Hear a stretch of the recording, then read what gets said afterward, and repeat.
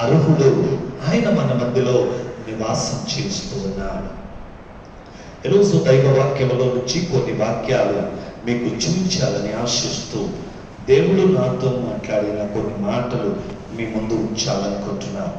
యెషయా గ్రంథంలో నుంచి 38వ అధ్యాయం, యెషయా గ్రంథం 38వ అధ్యాయం మొదటి వచనం నుంచి ముందు వాక్యాలు మనం చదువుకుందాం. ఎవరైనా తెలుగులో కొంచెం నాకు సహకరించాలి. ఆ దినాలలో మరణకరమైన రోగము కలుగగా. ఎందుకు ఈరోజు ప్రభు నాతో ఈ వాక్యం చెప్పమని చెప్పాడు. ఒక మనిషి దేవుని సన్నిధిలోనికి వెళ్ళాలి అంటే వాడికి మరణకరమైన రోగం ఒకటి రావాలి. మరణకరమైన రోగం మనిషికి వచ్చినప్పుడు వాడు చస్తాడని అర్థం. ఏదో ఒక రోగం వస్తూ ఉంటుంది, ఏదో ఒక సమస్య వస్తూ ఉంటుంది, ఏదో ఒక ప్రాబ్లంతో మనుషుడు చనిపోతాడు. చనిపోతే రాత్రి పడుకున్నప్పుడు అట్లాగని పడుకొని చనిపోయినా మార్నింగ్ వాడిని తీసుకుని హాస్పిటల్కి వెళ్తే అటాక్ వచ్చింది అంటాడు డాక్టర్. ఏం తెలియకపోతే అదొకటి అని అంటాడు. ఏదో ఒక అటాక్ వచ్చింది, హార్ట్ అటాక్ వచ్చింది అంటాడు, బ్రెయిన్ అటాక్ వచ్చింది అంటాడు, ఏదో ఒక అటాక్ వచ్చి వెళ్ళిపోయాడు అంటాడు. మనిషి పోవడానికి ఏదో ఒక సాగు కావాలంతే. అయితే దేవుని యొక్క వాక్యంలో హిజ్కియా దేవుని యొక్క గొప్ప సేవకుడు, ఎవరైనా రాజు, ఇశ్రాయేలు రాజ్యంలో నుంచి రాజైన దావీదు, సౌలు, సొలొమోను దేవుని రాజ్యాన్ని వారు ఏలిన తరువాత ఇశ్రాయేలు యొక్క రాజ్యం 2 విభాగాలుగా విడిపోయి ఇశ్రాయేలు రాజ్యం వేరైపోయింది, యూదుల రాజ్యం వేరైపోయింది. యూదుల రాజ్యం కట్టబడిన తర్వాత 13వ రాజైన హిజ్కియా. హల్లెలూయా, హల్లెలూయా. ఎంతమంది? 13వ రాజు. ఆయన కొరకు ఈరోజు నేను చెప్పబోతున్నాను. ఈ వ్యక్తి చాలా మంచి వ్యక్తి, దైవ బలము కలిగిన వ్యక్తి.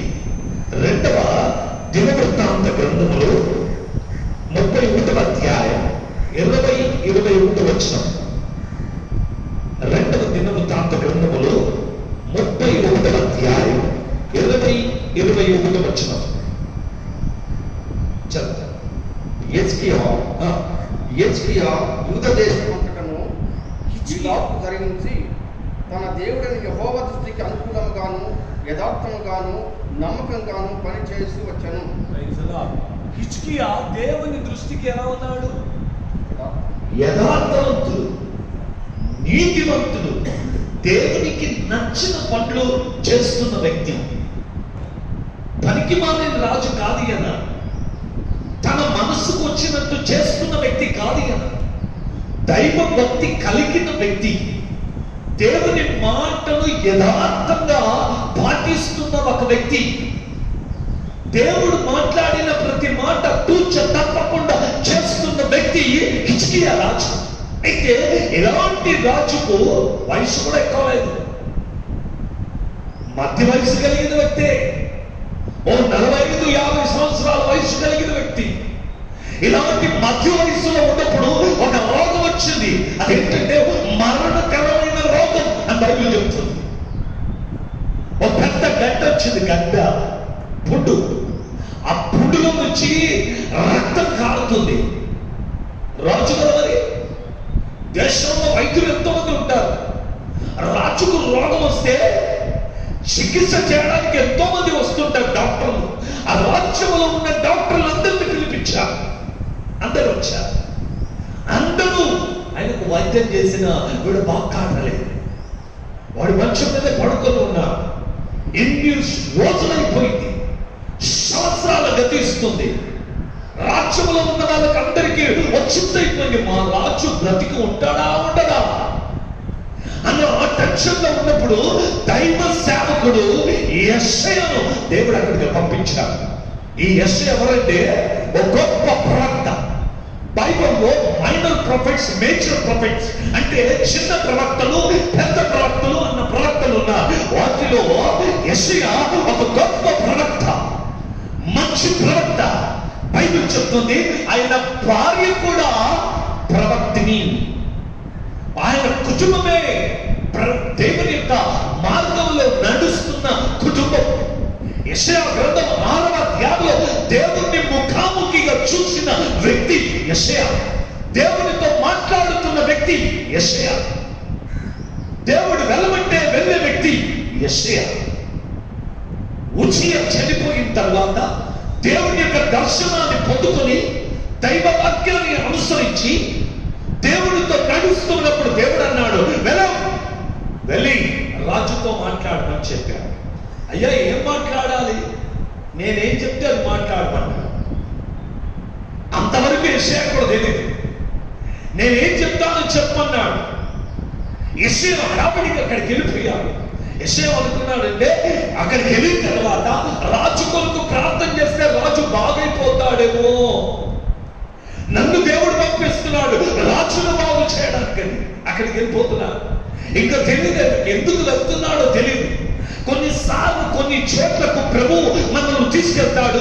ఎందుకు తీసుకెళ్తాడు అన్న సంగతి మనకు కూడా తెలియదు. మనం వెళ్తున్న ప్రోగ్రాం ఒకటి, అక్కడికి వెళ్ళిన తర్వాత ప్రోగ్రాం మారిపోతాడు. అక్కడికి వెళ్ళిన తర్వాత ఆ ప్రోగ్రామే మారిపోతాడు. ఆ సిచ్యువేషన్ డిఫరెంట్ గా ఉంటుంది. దేవుడు తీసుకెళ్తున్న విషయం వేరు, కానీ దేవుడు చేర్చుకుంటున్న కార్యం వేరు. యెషయాను దేవుడు అక్కడికి ఎందుకు తీసుకెళ్తున్నాడని యెషయా అనుకున్నాడంటే రాజును బాగు చేయడానికి తీసుకెళ్తున్నాడని. కానీ అసలే కాదు. ఎప్పుడైతే యెషయా అక్కడికి వచ్చాడో నిలబడగానే దేవుని ఆత్మ ఆయనపై దిగి వచ్చింది. ఇప్పుడు నేను చెప్పింది చెప్పాను. సేవకుడు తను అనుకున్న చెప్పని కాదు సేవకుడు ఉండేది. సేవకుడు దేవుడు చెప్పిందే చెప్పడానికే సేవకుడు ఉండేది. ఈ రోజుల్లో భారతదేశం అంతటా ప్రవక్తలు ఎక్కడ చూసినా ప్రవక్తలే. ఎవరు చూస్తే ఏంట్రా నాయన అంటే పాస్టర్లు తక్కువైపోతున్నారు. ఇప్పుడు అందరూ ప్రొఫెట్స్ అంటారు. అందమే ప్రవక్త అనుకుంటాడు. ఏంట్రా ప్రవక్త అంటే నీ పేరు తొందరగా అవుతుంది, నీకు విజా తొందరగా వస్తుంది, నీ పగాలు ఎక్కువ అయిపోతుంది. ఇవి ప్రవచిస్తారు. ఇవి అసలు ప్రవచనాలు కాదు. ప్రవచనం అంటే ఏంటో తెలుసా? దేవుడు చెప్పింది చెప్పడమే ప్రవచనం. నువ్వు చేస్తావు అని చెప్పారు. హిజ్కియా చూసి ఏమన్నాడంటే నువ్వు చేస్తావు, నీ ఇంట్లో వాళ్ళని పిలిపించుకొని రెడీ అయిపో అని చెప్పాడు. ఎట్లా ఉంటది? వాడు అనారోగ్యంగా హాస్పిటల్లో ఇంట్లో ఉన్నాడనుకో, వాడి దగ్గరికి పాస్టర్ వెళ్ళి నువ్వు చేస్తావు అంటే ఇంట్లో వాళ్ళకి బాగుంటుందా? మళ్ళీ ఆ చర్చ్కి వస్తారా? ఈ పాస్టర్ వద్దు, ఈ చర్చ్ వద్దు, ఇట్లా ఉంటారా? ఇటువంటి పాస్టర్ మేము ఎక్కడ చూడలే. ప్రార్థన చేసి బాగానా అని దేవుని దగ్గర అడిగేది వదిలేసి చేస్తామని చెప్తావే, ఇలాంటి సేవ వద్దు అని మనం అనుకుంటాం. ఎందుకంటే శరీర రీతిగా ఉన్న వ్యక్తులు శరీర రీతిగానే ఆలోచించేది. సేవకుడు అంటే మనం చెప్పినట్టు వినేవాడు కాదు. సేవకుడు అంటే దేవుడు చెప్పినట్లు నడవచ్చే వాడే సేవకుడు. అర్థమైందా? కొన్నిసార్లు మనం ఏమనుకుంటామంటే సేవకుడు నేను చెప్పింది వినాలా అనుకుంటాం. అస్సలే కాదు. బహు జాగ్రత్తగా ఉండాలి. సేవకుడు ఏ మనుషుడు పిలిస్తే వచ్చిన వ్యక్తి కాదు. సేవకుడు దేవుడి పిలుపును అందుకుని వచ్చాడు. దేవుని పిలుపు అందుకుని వచ్చాడు. దేవుని పిలుపుతో నడుస్తున్న వ్యక్తి సేవకుడు. హల్లెలూయా. దేవుని పిలుపు కలిగి ఉండాలి. దేవుని పిలుపుతో నడుస్తూ ఉండాలి. దేవుడు మనల్ని ఎందుకు పిలిచాడు అన్న సంగతి అర్థం చేసుకోవాలి. నేను నిన్న బాప్టిజంకి వెళ్ళాను. డ్యామ్లో దిగాను. ఓ పెద్ద డ్యామ్లో బాప్టిజం కూడా దిగితే మధ్యలోకి వెళ్ళి ఇంతవరకు నీళ్ళు వచ్చి అంతవరకు వెళ్ళి నిలబడ్డాను. నాతో ఒక వ్యక్తి వచ్చాడు, నిలబడ్డాడు. ఆ ప్రార్థన స్టార్ట్ అయింది. మెల్లగా నన్ను అంటాడు, సార్ నీళ్ళలో ముసళ్ళు ఉన్నాయి, జాగ్రత్త. ఎట్లా దిక్క ముందు చెప్పొద్దా అన్నాను. బాగా వచ్చి ఇక్కడ వరకు నిలబడ్డా అప్పుడు అంటాడు ముసళ్ళు ఉన్నాయి, జాగ్రత్త అంటూ. అంటే కాలు కొట్టుకుని లోపల నుంచి లాక్కెళ్ళిపోతాయి. యేసయ్య స్తోత్రం అని చెప్పారు. నేను వెళ్ళిపోయినా దేవునికి స్తోత్రం. ఏం పర్వాలేదు, ఇక దిగినా కదా. ఇక దిగిన తర్వాత చచ్చినా బ్రతికినా ఇక దాని కొరకు ఆలోచన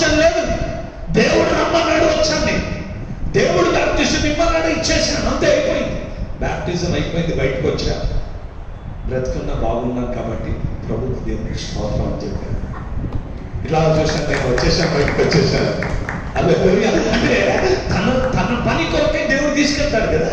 ఆయన తీసుకెళ్తే ఆయనే పనులు పూర్తి చేసే వ్యక్తి, ఒక మనిషి కాదు, ఆయనే సర్వము చేయగలిగిన వ్యక్తి.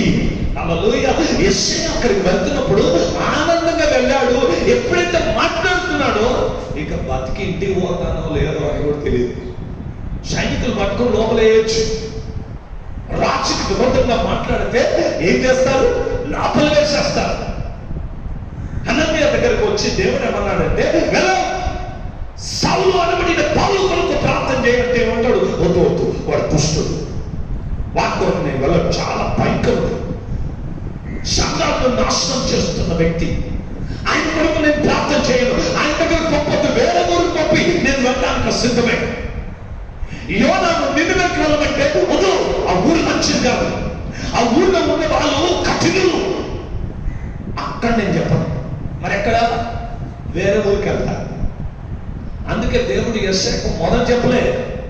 మొదలు చెప్తే ఈయన కూడా అనేవాడు, నేను వెళ్ళను ప్రభువా, రాజు నాయన, రాజులు చేస్తామంటే నన్ను కొడతారు, అందుకే నేను వెళ్ళను, నేను వేరే ఊరికి వెళ్తాను అని అనేవాడేమో. అందుకే దేవుడు సస్పెండ్ గా పెట్టాడు. హలో, నేను చెప్పింది నువ్వు చెప్పు అన్నాడు.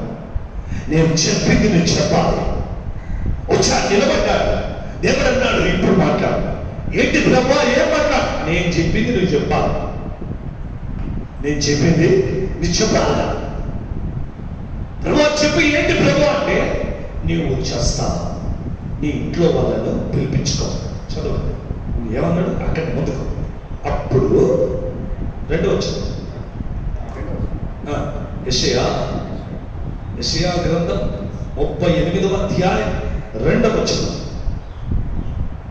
అతడు తన ముఖమును గోడ తట్టు తిప్పుకొని, యెహోవా యథార్థతోనే సత్యముతో నీ సన్నిధిని ఇప్పుడే 2వ దినవృత్తాంత గ్రంథం 31వ అధ్యాయంలో 21వ వచనంలో చూపించాను. ఏమంటున్నాడంటే, యథార్థవంతుడు, మంచి వ్యక్తి, తన ముఖాన్ని గోడ వైపుకు తిప్పుకొని ఏమని ప్రార్థన చేస్తున్నాడు? యెహోవా, నేను నీ దృష్టికి యథార్థంగా నడుచుకున్నా, నన్ను చంపాలంటే నీ ఇష్టం.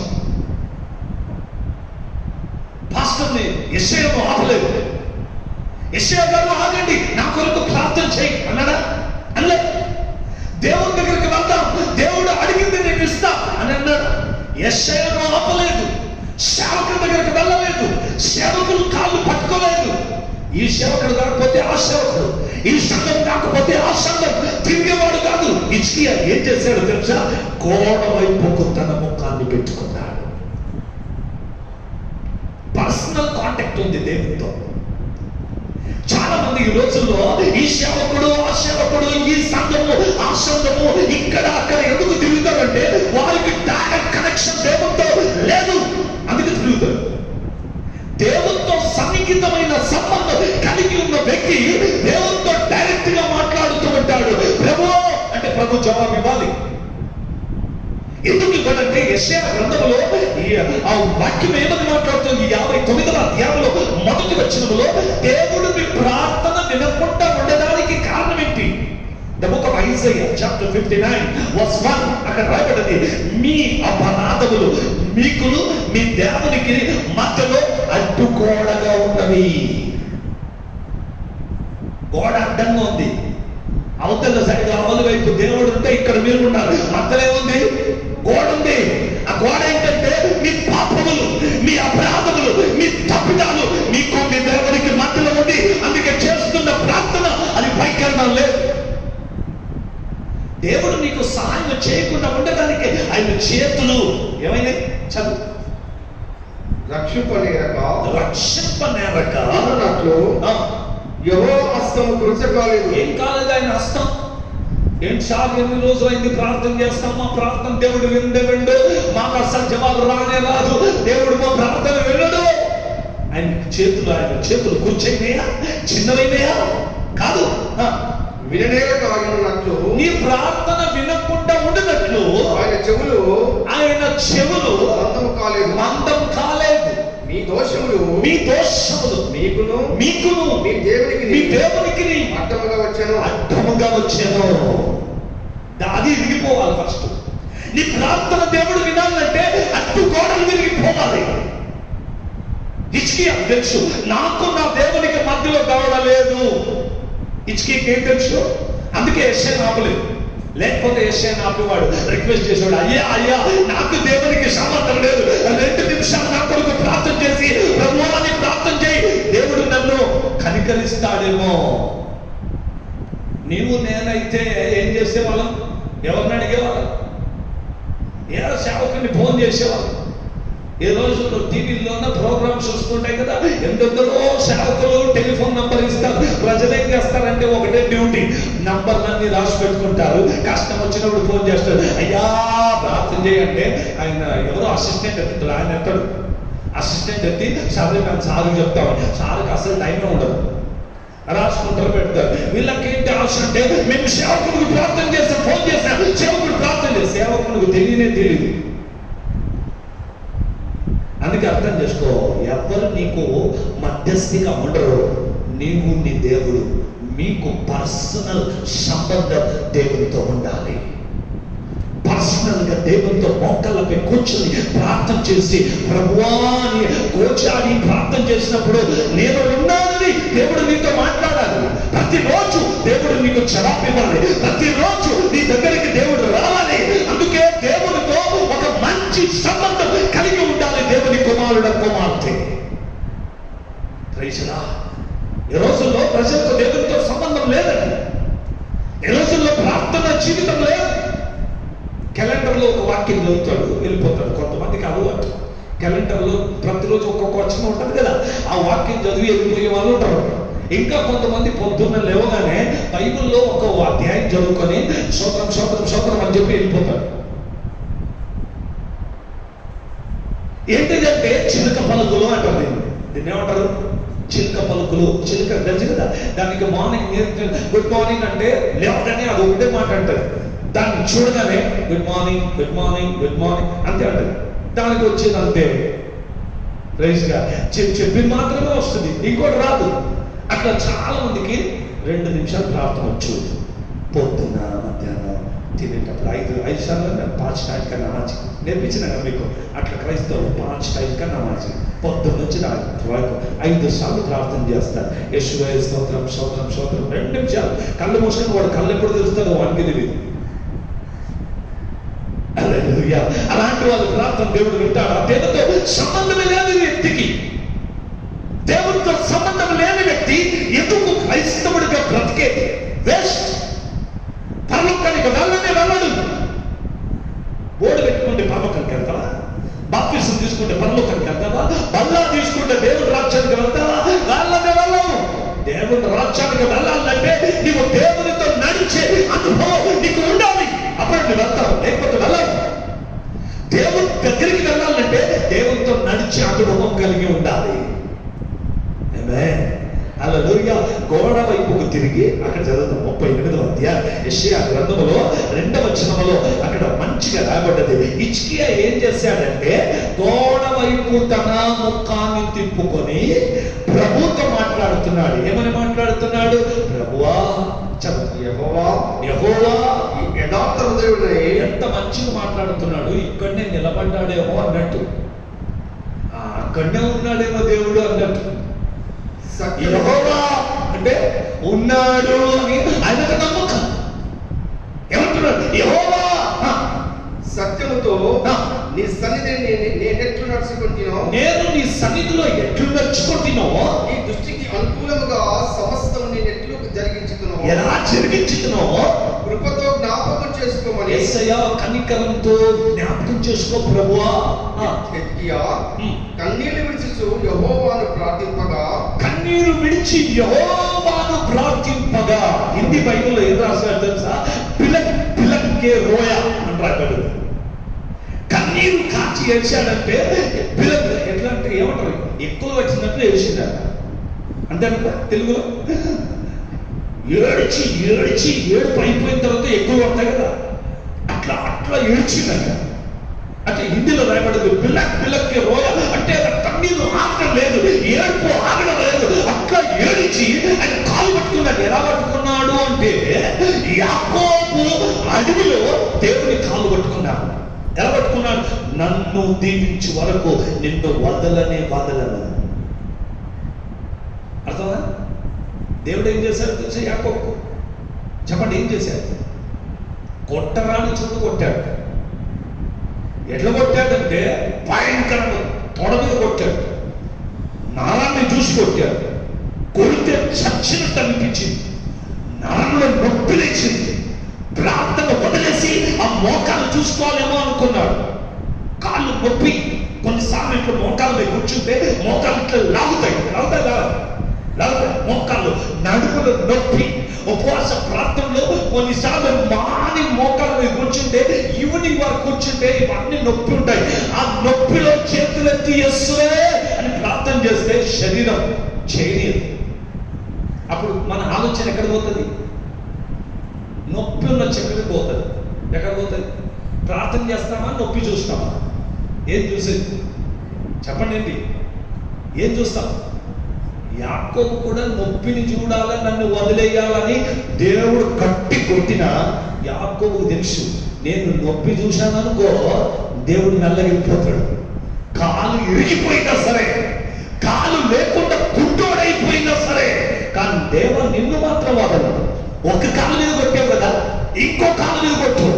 నేను నడవకున్నా సరే, కానీ నేను దీవించబడాలి, నేను ఆశీర్వదించబడాలి అని గట్టిగా దేవుని పట్టుకున్నాడు.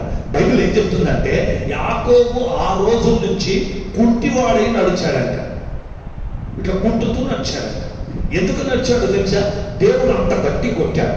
కొట్టిన ఆ వ్యక్తి దేవుణ్ణి వదలలేదు. ఈరోజు ఇంత నొప్పి వస్తే చాలు మనం ప్రార్థన చేయం. ఏమో ప్రార్థన చేయలేదు, ఏందయ్యా ప్రార్థన? ఎంత నొప్పి సార్, మరి చర్చికి రాలేదంటే నొప్పి సార్. నొప్పి ఆగిందా? ఎవరు ఆపింది? ఒకసారి పాస్టర్ యేసుదాస్ చరిత్రను చదువుతున్నాను నేను. తమిళనాడులో కృపాసనం అనే చర్చిలు కట్టాడు. మోర్ దెన్ 1500 చర్చెస్ ఆయన, 1500 చర్చిలు కట్టాడు ఆయన. ఫారిన్ సపోర్ట్ ఏం లేదు. యేసుదాస్ అయ్య గారు పొట్టి ఉంటాడు, అక్కడ బట్టలు వేసుకుంటాడు, చనిపోయాడు. ఆయన చర్చిని చూడడానికి, ఆయన బతుకున్నప్పుడు కలవడానికి వెళ్ళాను, కలిశాను.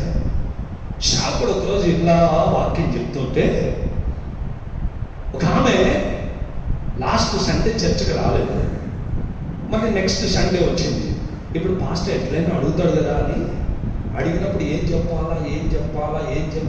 చెప్పాలా అర్థం తెలియకుండా ఏమన్నదో తెలుసా? అయ్యా, నా ఆవు పాలు ఇవ్వడం ఆలస్యం చేసి పాలకు దగ్గరికి వెళ్తే తంతుంది సార్, పాలు ఇవ్వడం లేదు. ఆవు పాలు ఇస్తే పాలు తీసుకొని పాలు అమ్మి వచ్చిన డబ్బుతో చర్చకి రావాలి కదా, మరి ఆవు పాలు ఇకపోతే ఎట్లా రావాలి సార్? అంతేనమ్మా, నీ ఆవు నిన్ను ఆరాధనకి రాకుండా ఆపిందా అన్నాడు. అంతే, చిన్న మాట అన్నాడు. ఆమె చర్చ అయిపోయింది, ఇంటికి పోతే ఆవు చచ్చిపోయింది, తల కొట్టుకుంటుంది. దాంతో తినాలి కదా, ఆవు పాలిస్తే అమ్ముకొని బ్రతికేమని. ఏ సాకు లేకపోతే ఆవు మీద వేసేసింది. ఆ సేవకుడు చాలా భయంకరమైన సేవకుడు. ఆయన నోట్ల నుంచి ఒక మాట వచ్చిందంటే అది నెరవేర్చబడుతుంది. ఆమెకి తెలియదు అనేసి ఏంటంటే పాలు వల్ల శాఖ రాలేదంటే ఆవు చచ్చిపోయింది. శాఖలు ఎక్కువైపోయింది. దేవుని మందిరానికి రావాలంటే ప్రజలు సరిగ్గా రావట్లేదు. ఏమైందంటే ఇది నొప్పి, అది నొప్పి, ఇట్లయింది, అట్లయింది. ఈ వారం కాకపోతే నెక్స్ట్ వారం వస్తా, ఈ సండే కాకపోతే నెక్స్ట్ సండే వస్తా, ఈ నెలలో బలా తీసుకోకపోతే ఇంకో నెలలో తీసుకుంటా, 3 months లో తీసుకుంటా, 6 నెలలు తీసుకుంటా. జ్ఞాపకం చేసుకో, ఒక్క సంవత్సరానికి 52 వారములు, 52 weeks. ఒక్క సంవత్సరానికి 52 సండేలు ఉండేది. ఆ 52 వారాలు చర్చకి రాకుండా 10 వారాలు వచ్చి ఇంకా వారాలు డుబ్బా కొట్టేవాడు ఉంటాడు. వాళ్ళకి అందరికి నేనేం చెప్తాను తెలుసా? ఇయర్ ఎండింగ్ ఉంటుంది కదా, ఇయర్ ఎండింగ్ సెలవులు ఎక్కువైపోతే ఏం చేస్తాను ఆయన, చుట్టీలు కట్ అవుతుంది కదా. అప్పుడు ఎప్పుడు రిటైర్మెంట్ లో తెలుస్తుంది కట్టింగ్ ఎట్లయితుందో. మనిషి ఎప్పుడు తెచ్చుకుంటాడు తెలుసా? సార్ 70 సంవత్సరాలని బతకాలి కదా, వీడు 50 సంవత్సరాలకి చచ్చిపోయిందంటే దేవుడు మైనస్ చేస్తూ వచ్చేది ఒక్కొక్క దినం. చర్చకి రాలేదా? నీ డేట్స్ ఎన్ని ఉన్నాయో దాంట్లో నుంచి 1% ఇక్కడ దుమ్మ, ఒక్క దినం అక్కడ ఖర్చు. అర్థం చేసుకో. అర్థం కాదు కొంతమందికి, అన్ని కట్ అయిపోతుంటాయి.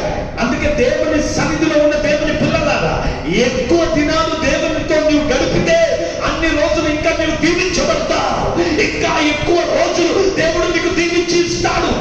బైబిల్ ఏం చెప్తుందంటే, దేవుని యొక్క వాక్యముల నుంచి మాట్లాడుతున్న సంగతి, నన్ను ఆశీర్వదించు వరకు నేను నిన్ను వాదలను. హిజ్కియా ప్రార్థన, ప్రభువా నేను యథార్థవంతుని, నేను నిన్ను వదిలి ఎప్పుడు అక్కడ ఇక్కడికి వెళ్ళలేదు, నేను అన్య దేవతల దగ్గరికి వెళ్ళలేదు, నేను శకునము చూస్తున్న వారి దగ్గరికి వెళ్ళలేదు, నిన్ను మాత్రమే ఆరాధిస్తున్నాను. చిన్న ప్రార్థన. పెద్ద ప్రార్థన చేశాడా, చిన్నది చేశాడా? ఎట్లుంది ప్రార్థన? ఇంకా ఏమన్నా అన్నాడా? ఇంతే అన్నాడు, నేనెవరు అని దేవునికి పరిచయం చేశాను. ప్రభు నేను ఎప్పుడు తప్పు చేయలేదు కదా, మన రోగం వచ్చిందేంటి? ఇన్ని రోజులు రోగం వచ్చినా ఎప్పుడు అనలేదు, ప్రభు నేను నీతిమంతుణ్ణి, నాకెందుకు ఈ రోగం వచ్చింది అని అనలేదు. కానీ ఇప్పుడు చస్తావు అన్నప్పుడు మాత్రమే కన్నీరు గార్చి, ప్రభు ఇన్ని రోజుల నుంచి రోగం వచ్చినా నేను నిన్నేమనలేదు కదా, నేను బెడ్ మీద ఉన్నా నిన్నేమనలేదు, ఈ రోజు నన్ను చంపుతానన్నప్పుడు నాకు బాధ కలిగి యేసయ్య నీ దగ్గరికి వచ్చాను అని కన్నీరు కార్చి ప్రార్థన చేస్తే యేసయ్య మధ్యలో వరకు వెళ్ళిపోయాడు. ఎక్కడి వరకు వెళ్ళాడు? కోట మధ్యలో ఉన్నాడు. ఇట్లా వెళ్తూ ఉన్నాడు. కోటకు మధ్యలో రాగానే వాక్యంలో రాయబడింది, దేవుడు మళ్ళీ వచ్చాడు యేసయ్య దగ్గరకు. యేసయ్య యెహోవాకు యేసయ్యకు ప్రత్యక్షమై ఇలాగు సెలవిచ్చెను, నువ్వు తిరిగి హిజ్కియాకు పోయి, ఎక్కడికి వెళ్ళు? హిజ్కియా దగ్గరికి వెళ్ళి అతనితో ఇట్లనుమని, పితరుడైన దావీదునకు. ఇప్పుడు యేసయ్య అంటాడు, ఇంకేమన్నా అలా ఇప్పుడే చస్తావంటే తప్పించుకుని ఇట్లోకి వచ్చిన, ఇప్పుడు మళ్ళీ బొమ్మంటావేంటి? 2 రోజులు బతికేవాడు ఇప్పుడే చచ్చిపోతానే అని చెప్పాలా? మళ్ళీ ఇంకా భయం. అయినా యేసయ్య ధైర్యం కలిగిన దైవ సేవకుడు, మరణానికి భయపడని దైవ సేవకుడు, రాజును ఎదురించు దైవ సేవకుడు. బాగా దశంభాగం ఇచ్చే వ్యక్తికి పాస్టర్ ఎదురు మాట్లాడతాడా? మాట్లాడితే నెక్స్ట్ మంత్ ఇస్తాడు, 7 ఇస్తాడు. ఆయన ఇస్తేనే నాది నడిచింది, ఆయన ఇస్తేనే ఉన్నది చెప్పాలి. ఇస్తే ఎవరు మాకు ఇస్తా, దేవునికి ఇస్తాం. ఇస్తేయో లేకపోతే దేవునికి స్తోత్రం అని ఉన్నది చెప్పాలి. మా నాన్న కూడా అయ్యలేకపోతే అమ్మ సాగుతుందా? అయ్యలేకపోతే అమ్మ సాగదు. ఈరోజు నేను ఇక్కడున్నా, ఈ చర్చ్ నడుస్తుంది, నేను లేకపోయినా నడుస్తుంది, నేనే ఉండాలా అనేది అవసరం లేదు, నీవే కావాలా అన్నది దేవుడికి అవసరం లేదు. నీవు ఉన్నా లేకపోయినా దేవుడి సంఘం నడుస్తూనే ఉంటది, దేవుడి పరిచయం జరుగుతూనే ఉంటది. యేసయ్య ధైర్యంగా వెళ్ళిపోతుంది. ఏం చెప్పాలంటే, వెళ్ళి మాట్లాడు.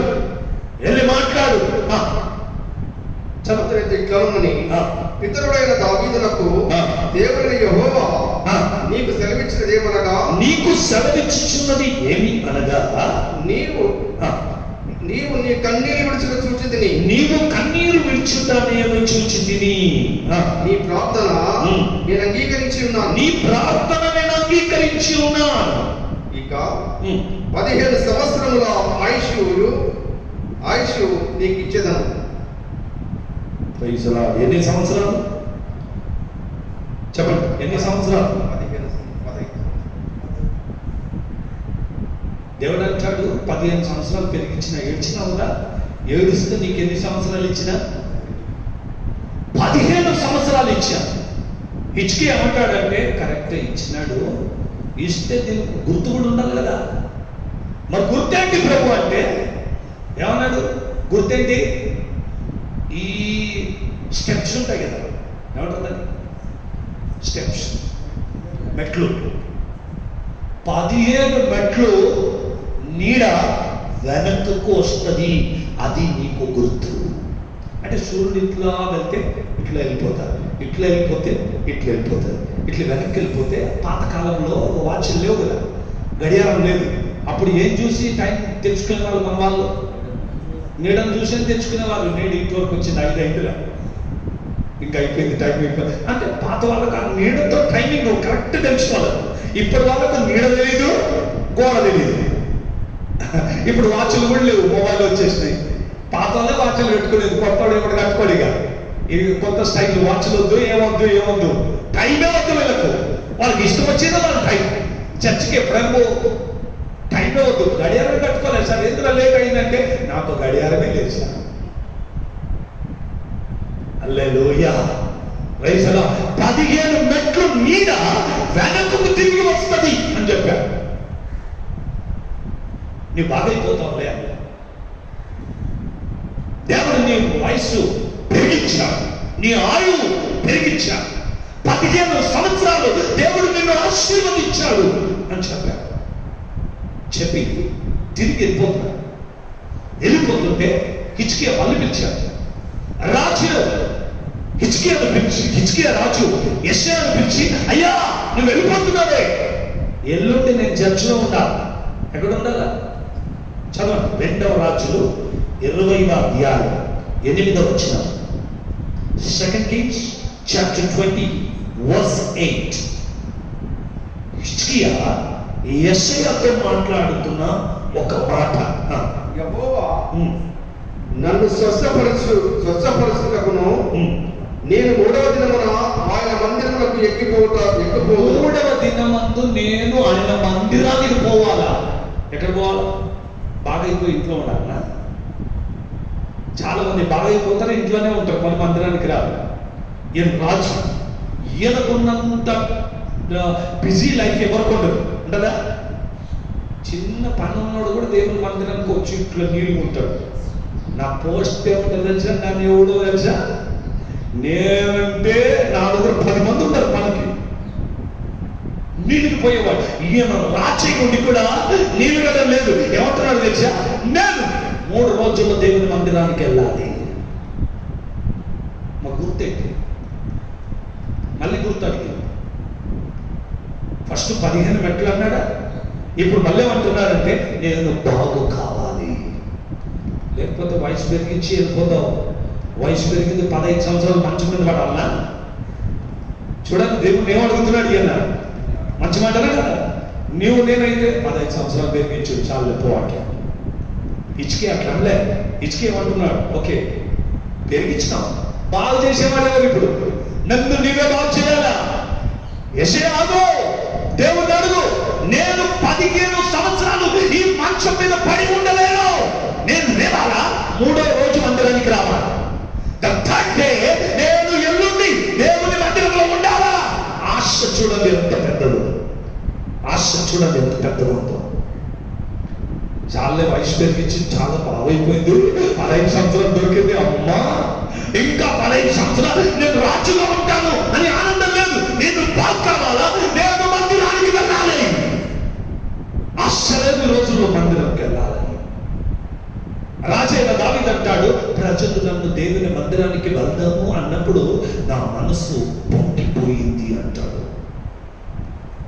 जब किसी ने मुझसे कहा चलो यहोवा के भवन को जाए तब मेरा मन आनंदित हुआ. హల్లెలూయా. దేవుని మందిరానికి వెళ్ళాలి అంటే నా మనసుకు ఆనందం. ఈ రోజుల్లో రాలే చర్చికి పోదాం అంటే ఏమంటారు? నువ్వు నాకు కొంచెం పని ఉంది, నాకు కొంచెం పని ఉంది, నేను అప్పుడు వస్తాను, నువ్వు నీకేం పని లేదు. నువ్వు కొంతమంది ఎవరి సండే వచ్చే వాళ్ళు ఉంటారు కదా, ఎవరి ప్రాంతంకి వచ్చే వాళ్ళు ఉంటారు కొంతమంది. వాళ్ళని రాని వాళ్ళు ఏమనుకుంటారంటే నీకేం పని లేదు, ఓరా. మాకు ఎన్ని పనులు తెచ్చా. మరి హాస్పిటల్లో పెట్టినప్పుడు ఏసయ్యా అన్నప్పుడు ఏసయ్య ఏమంటాడు తెచ్చా? నేను కూడా బిజీదా? నువ్వు ఇంత బిజీ అయితే నేను బిజీ కాదా? ఇప్పుడు ఎంత మించినా రాడు, ఎంత మించినా రాడు. నీవు బిజీ అయితే దేవుడు ఫ్రీగా ఉంటాడా? ఆయన దేవుడు. చెప్పండి ఎవరైనా. ఇంత చిన్నోడు 4 రోజులు బతకడానికి వచ్చాడు భూమి మీద. Busy busy busy life. 4 दिन की जिंदगी में 2 दिन की जवानी जाएगी ये 4 दिन की जिंदगी दुनिया से चले जाएगी. 4 రోజులు బతకాల. ఈ 4 రోజుల్లో 2 రోజులు యవ్వనం. దాంట్లో అంత ఇంత కాదు, ఎంతెంతో కష్టాలు మనిషికి. హిజ్కియా అంటాడు, నేను మందిరానికి వెళ్ళాలి, చెప్పు నేను బాగవుతానా? అప్పుడు యెషయా అంటాడు, ఇదిగో ఆ అడవిలోకి వెళ్ళి అక్కడి నుంచి అంజూరపు పండ్లు తీసుకొచ్చి దాన్ని దంచి ముద్దలు చేసి వాడి శరీరానికి అందిస్తే వాడు బాగైపోతాడు. కదా, ఎందుకు దేవుడు ముద్దలు చేయమన్నాడు? అట్లా కూడా బాగు చేయొచ్చు కదా, సోదరం పో బాగైపోతావని అనొచ్చా లేదా? వీడిని ఎందుకు అన్నాడంటే వీడు మళ్ళీ అంటాడు, ఎల్లుండి పోవాలి కదా, మరి గుర్తిస్తావా అన్నాడు. దేవుడు అన్నాడు, ఫస్ట్ ఇచ్చినా అది గుర్తు 15 మెట్లు నీడ వెనకకి వెళ్తారన్నాడు. ఇప్పుడు మళ్ళీ గుర్తు అడిగితే ఇప్పుడు గుర్తు ఇక్కడ కూడా ఇచ్చాడు 38వ అధ్యాయంలో. ఏంటి గుర్తు ఇచ్చాడంటే 20వ అధ్యాయంలో 2వ రాజుల గ్రంథం 20వ అధ్యాయంలో అక్కడ ఒక గుర్తు ఇచ్చాడు. 8వ వచనంలో ఏంటి? 9వ వచనం చదవండి. తాను సెలవిచ్చిన మాట యెహోవా నెరవేర్చుటకును ఆయన దయచేసిన సూచన ఏదనగా నీడ 10 మెట్ల ముందుకు నడిచిన కదా. 15 మెట్లు వెనకెళ్ళి నీడ ఇప్పుడు బాగా నేను మందిరానికి వెళ్తానంటే 10 మెట్లు ముందుకు వచ్చింది. మళ్ళీ ఇది ఒక గుర్తు. 2 గుర్తులు. ఎన్ని గుర్తులు చెప్పండి? ఎన్ని గుర్తులు? వయస్సు పెరిగించడానికి ఒక గుర్తు అయితే బాగు చేయడానికి ఇంకో గుర్తు. ఇలా 2 గుర్తులు ఇచ్చారు. వీడు ఎందుకో ఇట్లా దేవుడు ముద్దలు పెట్టాడంటే వీడు మాటికి నాకు ఏదో ఒకటి చెప్పు, నాకు ఒక గుర్తు కావాలి. ఒక గుడ్డోని యేసు దగ్గర తీసుకొచ్చి నిలబెట్టి, యేసయ్య నిన్ను బాగు చేయి అంటే మంచిది కదా. ఏమన్నారు? బాగు చేయమన్నారా? లేదు. ఏమన్నారు? వీడు గుడ్డోడు కావడానికి వీడు అమ్మ పాపం చేసిందా, వీడు నాన్న పాపం చేసిందా, వీడు ఇంట్లో పాపం చేసింది. యేసు అన్నాడు, నీకు బాగా కావాలన్నా ఎవడు పాపం చేయాలి అదే అడిగాడు. ఈ హిజ్కియాను కూడా దేవుడు బాగు చేశాడంటే అయిపోయింది. వయసు పెరిగింది స్తోత్రం అంటే అయిపోయింది. గుర్తు అడిగితే దేవుడు ముద్దను తెచ్చిపెట్టింది. సార్ నీవు దేవుని మాట కన్నా బాగా అయ్యేది, నీకు ముద్ద పెడితేనే బాగా అవుతావురా అని ఆ అంచులకు ముద్ద పెట్టి వాడు బాగు చేశాడు. ఇప్పుడు ఇక్కడ గుడ్డని బాగు చేయాలంటే వీడు పాపాలు అడిగినందుకు భూమి మీద పో అని వచ్చి మట్టి చేసి కంటి కంటించాడు. ఏంటంటే యేసయ్యా ఎవరికి మట్టి అంటే లేదు, ఈయనకి ఎందుకు మట్టి అంటించామంటే వీళ్ళు మూతులు చూసి ఊడ్చింది. ప్రశ్నలు అడిగేవాడు ముఖాలు చూసి దేవుడు ఉండేసాడు. ఈ గుడ్డోని చూసి ఉమ్మలేదు, ఆ గుడ్డోని కళ్ళు మారుతామని ఉమ్మలేదు. కానీ ఎందుకు ఉంచాడంటే తోడి బతికేంటి ఏంటి బతికింది? ప్రశ్నలు బతికితే ప్రశ్న, అడిగితే ప్రశ్న, నడిగితే ప్రశ్న, అందుకే ఉంచింది అన్నాడు. అర్థమైనా? దేవుడు నిన్ను చూసి ఉమ్మకుండా ఉండాలంటే నువ్వు అట్లా నడవాలి, బాగుండాలి.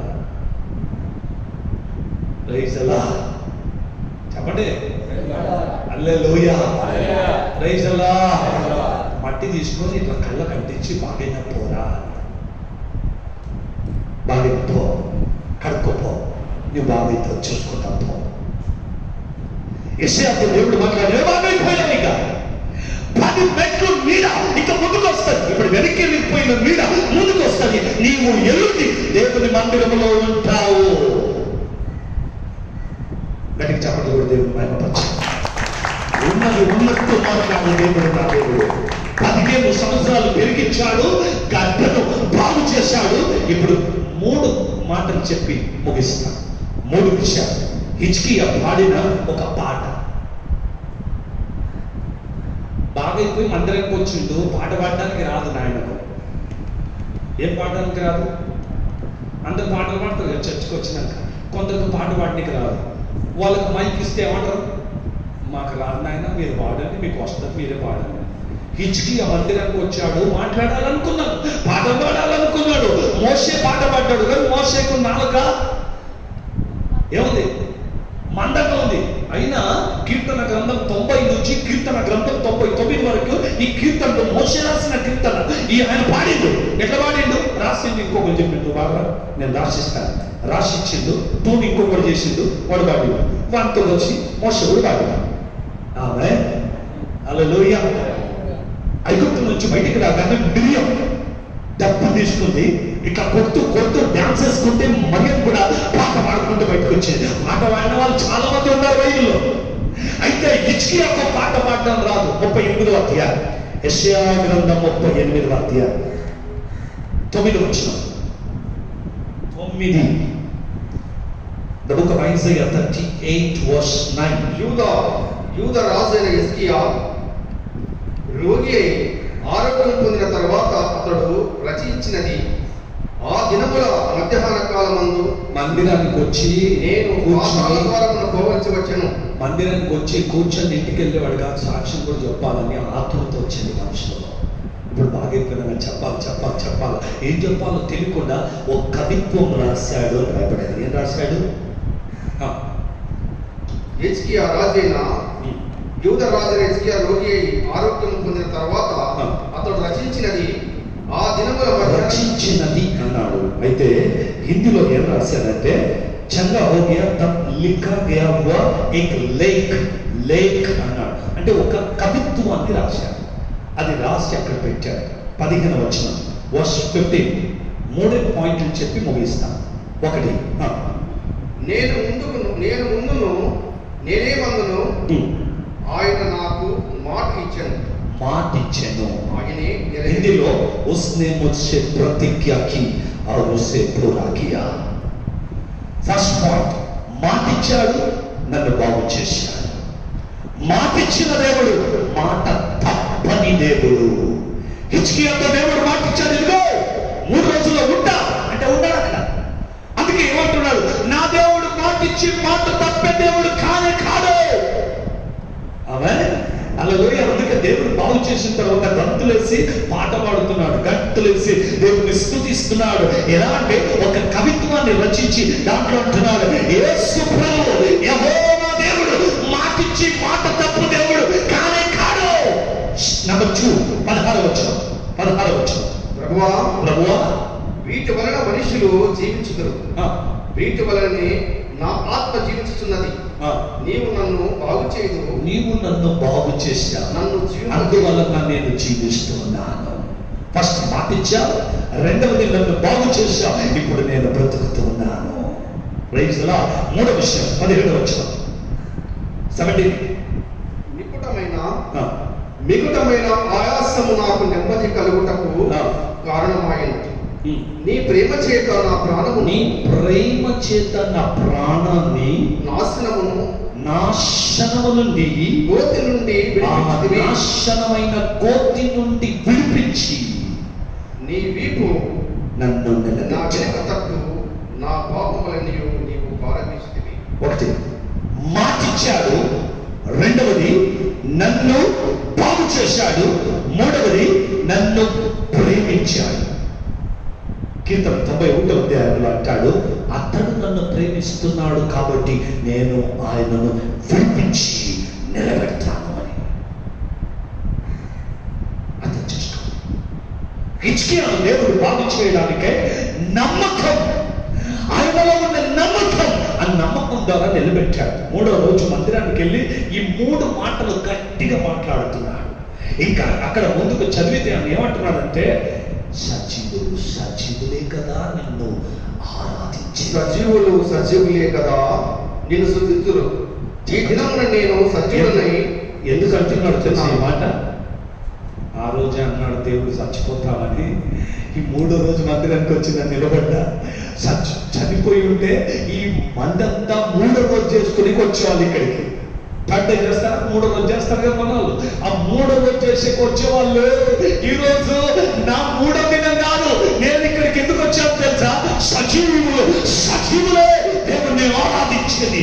చనిపోయిన వాడు వాడు ఇంట్లో కూర్చున్న వాడంటే వాడు చనిపోయిన జీవితాన్ని కలిగిన వ్యక్తి, ఆత్మీయంగా చచ్చిన వ్యక్తి, ఆత్మీయంగా మంచం మీద పడి ఉన్న వ్యక్తి, ఆత్మీయ రోగములు కలిగిన వ్యక్తి మందిరానికి రాడు. ఆత్మీయ రోగం ఉంది వాడికి, వాడు బాగైతే మందిరానికి వస్తాడు. అందుకే ఉపవాస ప్రార్థనలో ఎవరి కొరకు ప్రార్థన చేయాలి మనకు తెలుసా? ఈ ఆత్మీయ రోగాలు కలిగిన వాళ్ళ కొరకు ప్రార్థన చేయాలి. ఎవరి కొరకు ప్రార్థన చేయాలి మనం? ఈ రోగాలు కనబడవు. కడుపు నొప్పి కనబడతాయి, నెత్తి నొప్పి కనబడతాయి, కాలు నొప్పి కనబడతాయి. ఈ ఆత్మ రోగాలు ఉంటాయి కదా, అవి కనబడవు. ఆ రోగం కలిగిన వానికి మందిరానికి రావాలంటే సరిపోదు. అప్పుడు దేవుడితో ప్రార్థన చేసి ప్రభువా వారిని బాగు చేయి అని అడగడానికి ఉపవాస ప్రార్థనలో మనం అడగాలి.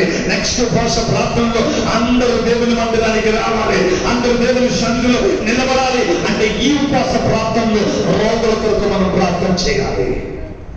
ఆమేన్. Praise lord. ఒక రోగం మనిషికి వచ్చినప్పుడు అది పోగానే వాడు దేవుని కొరకు సాక్షిగా నిలబడతాడు.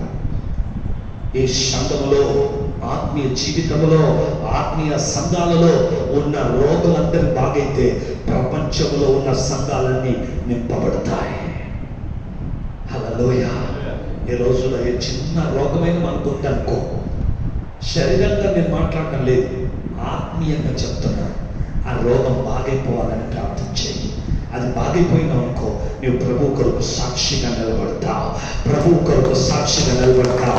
దేవుడు నిన్ను వాడుకుంటాడు. నువ్వు కూడా ఇచ్చి అలాగా మందిరంలోనికి వచ్చి పాట పాడడానికి రాకపోయినా కవిత్వం అన్న చెప్తావు, కవిత్వం రాకపోయినా ప్రార్థన చేస్తావు, ప్రార్థన రాకపోతే సాక్ష్యమని చెప్తావు, ఏదో ఒకటి దేవుని కొరకు చేస్తావు. అందుకే ప్రభువా నన్ను బాగు చేయి అని ప్రార్థన చేయాలి. అందరూ లేచి నిలబడతారు. ప్రభువా నన్ను బాగు చేయి, నన్ను ముట్టు ప్రభువా, నాకు ఉన్న రోగములు నీకు తెలుసు, నాకు ఉన్న బలహీనతలు నీకు తెలుసు, నాకు ఉన్న సమస్యలు నీకు తెలుసు, నాకు ఉన్న వేదనలు నీకు తెలుసు. హల్లెలూయా. నేను బలహీనుడిగా ఉన్నాను ప్రభువా, నేను ఎంతో సమస్యతో కుమిలి ఉన్నాను ప్రభువా. ఇదిగో ఈ రోజు నన్ను ముట్టండి ప్రభువా, నన్ను ముట్టండి ప్రభువా, నన్ను బలపరచండి దేవా, నన్ను కూడా వాడుకోదేవా. నా సమస్యను కొట్టివే ప్రభువా, నా వేదనను కొట్టివే ప్రభువా, నా కన్నీరు తుడిచివే ప్రభువా. హిజ్కియాను బాగు చేసి హిజ్కియాకు ఆయువును పొడిగించారు. హిజ్కియాలో ఉన్న మరణకరమైన రోగాన్ని కొట్టివేసి సాక్షిగా నిలబెట్టి సజీవుడు సజీవుడే యెహోవాను సేవించుదని చెప్పడానికి గొప్ప సాక్షిగా నిలబెట్టిన దేవా, నన్ను కూడా సజీవుల సంఖ్యలో ఉంచినందుకు స్తోత్రం.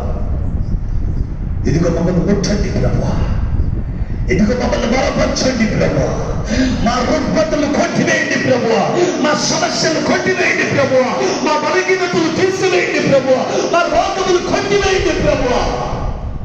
నీకు నచ్చని ప్రతి కార్యం మా శరీరంలో నుంచి, మా జీవితంలో నుంచి ఇప్పుడు తొలగిపోదును గాక. దేవా నీ సన్నిధిలో నిలబడిన మీ బిడ్డలు మీరు చూస్తూ ఉన్నారు ప్రభువా. ఇదిగో నీ సన్నిధిలోనికి మీ బిడ్డలు వచ్చి ఉన్నారు. వారి ఆత్మీయ రోగాలు మీకు తెలుసు, వారి బలహీనతలు మీకు తెలుసు, వారికి ఉన్న కఠిన పరిస్థితులు మీకు తెలుసు, ఆర్థిక ఇబ్బందులు మీకు తెలుసు. నజరేయుడైన యేసు నామమునందు ప్రతి సమస్య ఇప్పుడే తొలగిపోవును గాక, ప్రతి వేదన దూరమైపోవును గాక. మీ బిడ్డలను ముట్టండి ప్రభువా, ఇప్పుడే మీరు తాకండి ప్రభువా, ఇప్పుడే మీ బిడ్డలను బలపరచండి ప్రభువా, ప్రతి బలహీనత దూరపరచండి ప్రభువా. కేవలం మీ నామమునకు మహిమ కలుగును గాక. ప్రతి ఒక్కరిని దీవించి బలపరిచి సాక్షిగా నిలబెట్టి, మీరు వస్తున్నప్పుడు మీ కొరకు సాక్షిగా నిలబెట్టి మీ రాజ్య మహిమ కొరకు వాడుకోమని నజరేయుడైన యేసు నామమునందు వేడుకొంచున్నాను తండ్రి. ఆమేన్. ఆమేన్.